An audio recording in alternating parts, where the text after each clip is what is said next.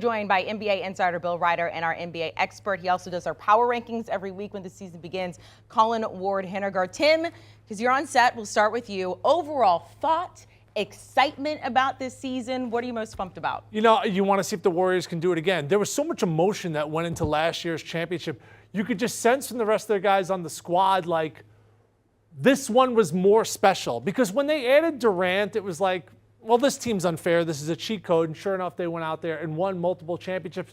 But there was so much emotion. And, man, it seems like that emotion has even leaked over to the preseason as the team is, throwing punches and going at it. So I want to see if they can go back-to-back. I think when you look at the league right now, there's so much parity, but everyone's still chasing Golden State. We're going to do a deep dive into the Warriors here, but I do want just like an opening statement, if you will, from each of you. Your excitement, what you're looking forward to most with the upcoming season. Bill, we'll start with you. Colin, you can follow. Yeah, it's following up a little bit on what Doyle said. There's parity, which we knew, and there's a ridiculous amount of drama, which is new. I mean, you talk about the Phoenix Suns have some issues with one of their big men not talking to the head coach, as we understand it from him. Obviously, the Boston Celtics situation with Ime Udoka is really, really ugly. You've got a Lakers squad that still has Russell Westbrook as a really, really bad fit. And you look at that Golden State Warriors organization. I know Colin can speak in the most detail with the most reporting on that, but we've all seen the video of Draymond Green punching Jordan Poole. So many of the contenders or star-studded teams that are out there have a whole lot of drama to contend with, on top of, as Tim said, a really fun level of parity in the NBA this year.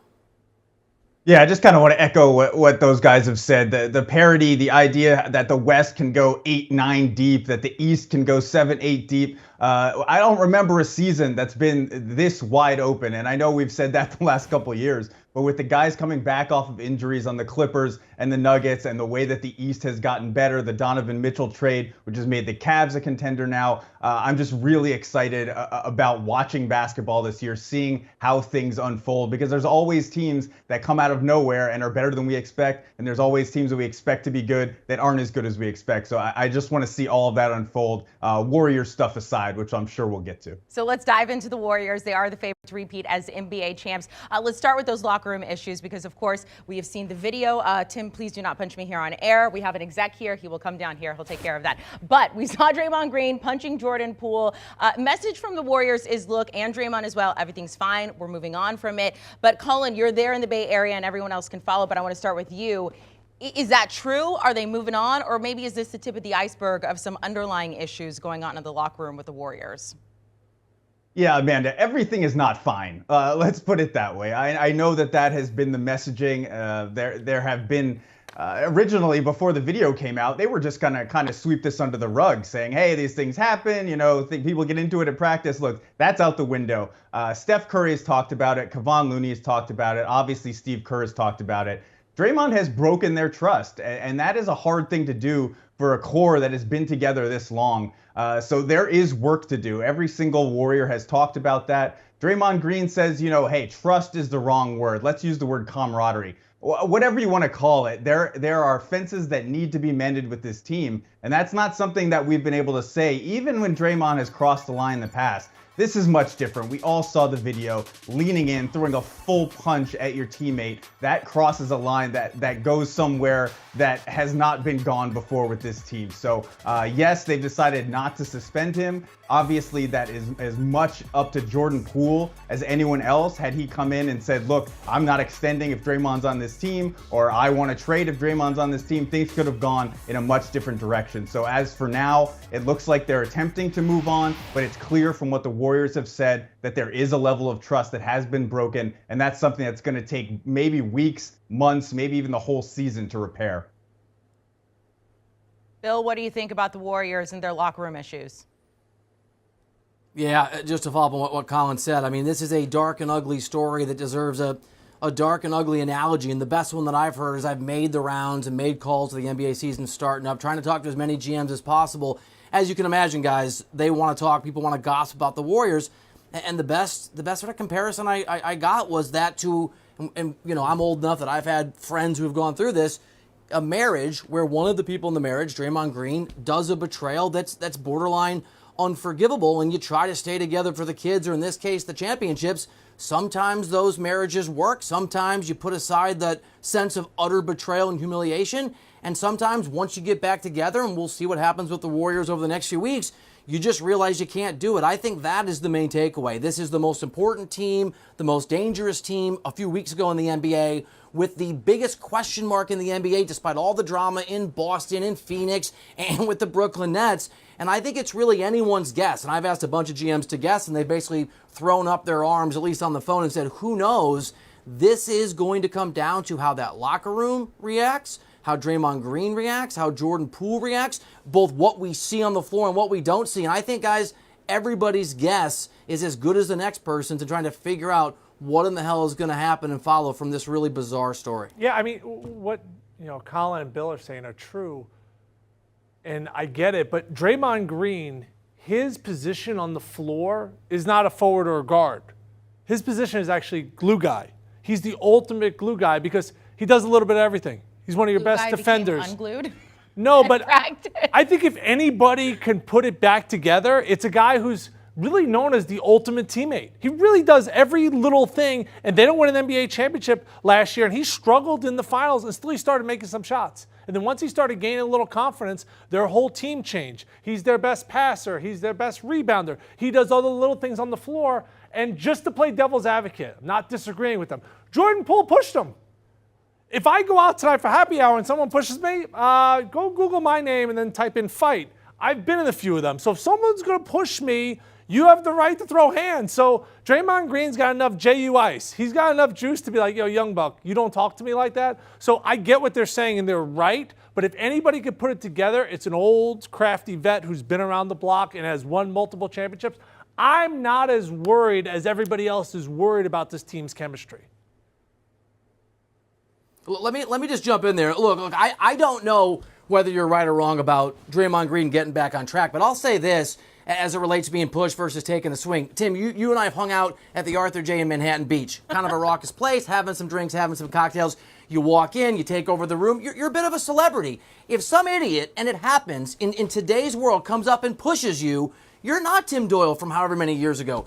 You take a swing at that guy and it gets caught on camera the way that it did for Draymond Green, it doesn't matter. You're fired at CBS Sports, your incredible career is over, and you're selling insurance and you're working, for whoever you're working for. Hey, selling insurance, that's Bill. And your mom's basement. Hey, do not hate on selling insurance. You want those that sell insurance out there, hats off to you. You're pounding pavement, you're knocking doors, okay? And, it asks a greater question. That's what you will be doing.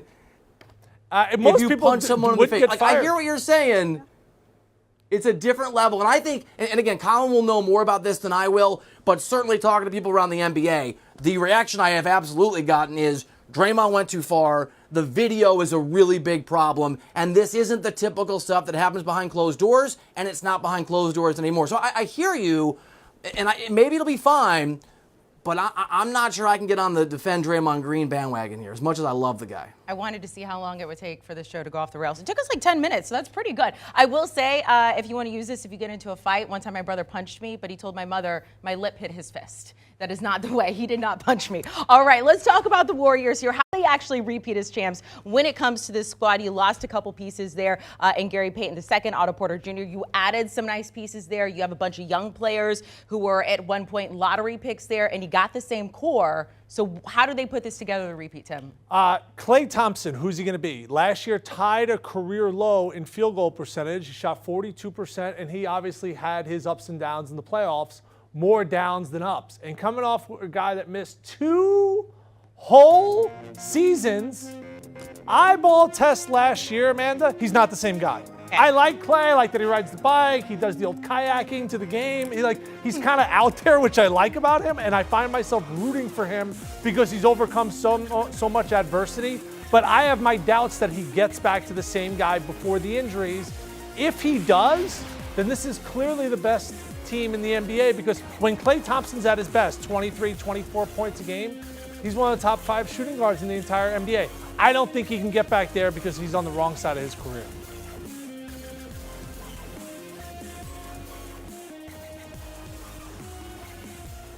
Yeah, to me, what Tim's saying is absolutely right. If Klay Thompson is old Klay Thompson, the Warriors are the best team in the league, basically. But we have to remember that Klay Thompson missed the first couple preseason games because he had sort of a mental block this summer. He said he had trouble getting on the court to play pickup because that's what happened when he tore his Achilles a couple summers ago.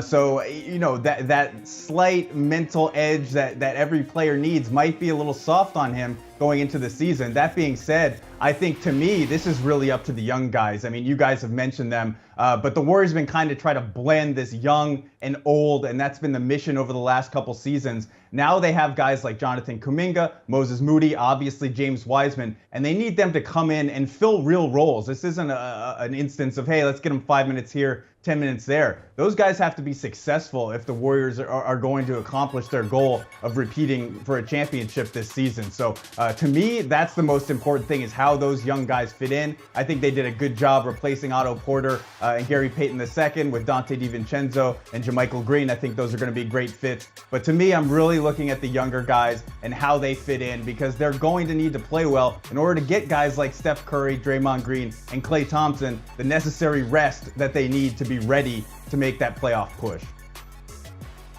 Yeah, let me throw a strong endorsement to both what Colin and Tim have said. I think all of that is right. And I'll just add that if Klay Thompson is a little bit less than the version we're talking about, the guy that could step in offensively is Jordan Poole, right? So that brings us back to how he responds to the drama surrounding Draymond Green. And if Draymond Green is less effective, or he's not the leader that he used to be, and he's not that glue guy, and it impacts him on the court, and it's an if, it's those young guys that we're talking about, especially for me, Kuminga, but all three of those guys who need to step up, not just in terms of being productive, but in being, not veterans, but guys you can rely on in some big situations, especially defensively and athletically. So before the whole Poole Draymond craziness, I thought one of those factors or two of those factors were enough to get the Warriors over the top. Now, if things don't go well in the locker room, they need all of those things. They need Klay to play really well, Jordan Poole to step up, and those young guys to be maybe 2 or 3 steps above where they were last year. Warriors favorite to win the NBA title. Right behind that, they are the favorites to win the West. So, in your personal opinion, Colin, the ceiling and the floor for the Warriors? Oh, well, I think the ceiling's easy. We've all talked about it. I mean, if they put the Draymond Green stuff behind them, everyone stays healthy. #1 seed in the West, repeat as NBA champions. I think on paper, they have everything that it takes to accomplish that goal.